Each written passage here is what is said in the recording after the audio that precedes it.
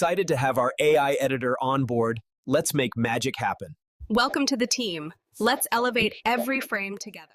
Imagine this massive tunnel project, right? Connecting places, making travel easier. We see them as these modern marvels. Yeah, triumphs of engineering, usually. Exactly. They cut through mountains, maybe reduce traffic jams up top. But what if, by going underground, we're not actually solving the environmental problems? What if we're just shifting them, hiding them? That's precisely the issue we're digging into today. This deep dive looks at the, well, often hidden consequences of tunneling, especially in really fragile mountain areas like the Himalayas, the Alps, and the Andes. Right. And these places are critical. They're the world's water towers, providing fresh water for almost 2 billion people. So their vulnerability, that's a global concern. But there are things we can do. Right. It's this strange sort of paradox, isn't it? Tunnels are supposed to reduce the visible stuff noise, messing up the view. But our sources are saying they just push the environmental hit below ground, creating a whole new set of issues. And what's really striking is how these tunnels can amplify existing natural weaknesses. Take the Himalayas' geologically young, tectonically active, very fragile rock. Okay, so what does that mean in practice? Well, you get problems like tunnel squeezing. The rock literally deforms and pushes into the tunnel space. We saw that in the Camellia hydroelectric project, for example. Wow. And then there's something called rock bursting, which is pretty dangerous. Rock violently breaks away from the tunnel face. And water getting in, that's not just a construction headache. No, it massively increases instability. Think about the ongoing subsidence in Joshimath. You might have heard about it. It's this complex mix of natural drainage, heavy rain, earthquakes, and construction activities playing a part. So if that's happening underground, how does it ripple outwards?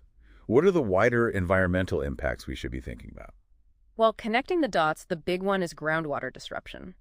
Tunneling can seriously mess with the natural water balance, causing groundwater drawdown. Basically draining the area. Yeah, effectively lowering the water table around the tunnel.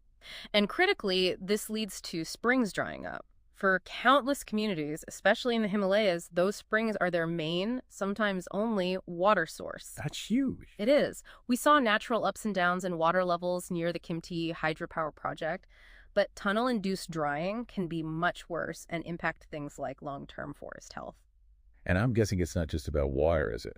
There must be other knock-on effects. Oh, absolutely. It's a whole cascade. Think about the support infrastructure needed, access roads, places to dump all the excavated rock and soil. Right, huge amounts of material. Exactly. This contributes massively to habitat loss and fragmentation.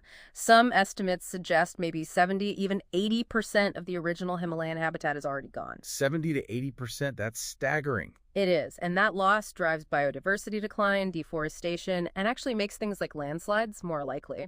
Then there's a human cost. Large projects often force people from their homes in voluntary displacement. This shatters livelihoods, forces migration, and carries really significant psychosocial risks. It's this terrible irony. The infrastructure meant to help can actually multiply vulnerability, especially with climate change adding pressure. Wow. Okay, so given all these interconnected problems, it really makes you wonder, is there a way to do this sustainably? Can we build needed infrastructure in these incredibly delicate places without causing so much harm? Look, there is a path forward, and we can learn from experiences across all three ranges, Alps, Andes, Himalayas. One clear lesson. There's a universal sensitivity when it comes to water. Hydrogeology, right. Precisely. Tunnels often act like massive drains in the rock, so you absolutely need thorough hydrogeological studies before you even think about starting construction. Really understand the water situation first. And what about technology? Is that helping us get smarter about this?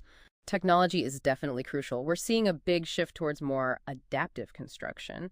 Methods like NESIM, the new Austrian tunneling method, let engineers adjust the plan as they encounter unexpected geological conditions. So adapting on the fly. In a sense, yes. And AI-driven predictive modeling, that's becoming a real game changer. Some systems can predict geological problems with up to 98, 99% accuracy. That's incredible. It allows for proactive risk management, dealing with issues before they become major crises.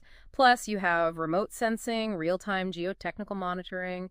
But it's not just about the engineering. What else needs to be part of the solution? We need things like wildlife crossings to reduce habitat fragmentation, serious habitat restoration efforts, really comprehensive environmental impact assessments right from the start, Yeah. and fundamentally putting community well-being front and center in all the planning, ensuring benefits are shared equitably. So it seems clear. Tunnels can be vital for development, for connecting people.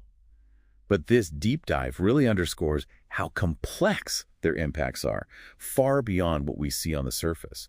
It's not about stopping progress, is it? Not at all. It's about rethinking how we achieve it. Right. It really highlights the urgent need for what you might call a climate resilient by design approach. We've got to move past just looking at the surface level and make sure new infrastructure actually strengthens, not weakens, the resilience of these vital mountain ecosystems and the communities who depend on them. So maybe the question for you listening is this. In a world that's always pushing for faster development, how do we actually measure success? Is it just about finishing the project on time and budget? Or does true success, especially in Earth's most fragile places, require something much deeper?